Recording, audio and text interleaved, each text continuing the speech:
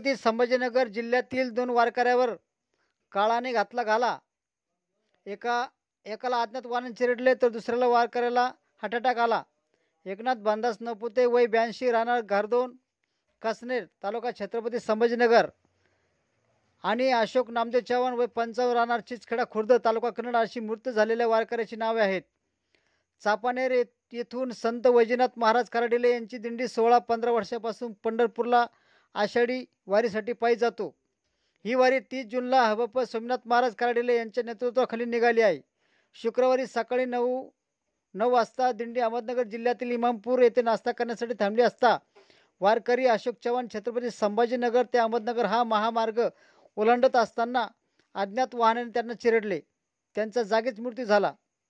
चव्हाण यांच्या पश्चात पत्नी, मुलगा, 4 मुली, सुना, नातवंडे, जावई असा मोठा परिवार आहे. चिचखेडा खुर्द येथे त्यांच्या पार्थिवावर अंत्यसंस्कार करण्यात आले. तर दुसऱ्या घटनेत कासनेर घारदोन येथील एकनाथ नवपुते यांना पंढरपूरमध्ये हृदयविकाराचा झटका आला. यातच गुरुवारी दुपारी त्यांचे निधन झाले. नवपुते हे अनेक वर्षापासून आषाढी वारीला पंढरपुरी पायी जात होते. यावर्षी ते आळंदी येथून दिंडीत पायी गेले होते.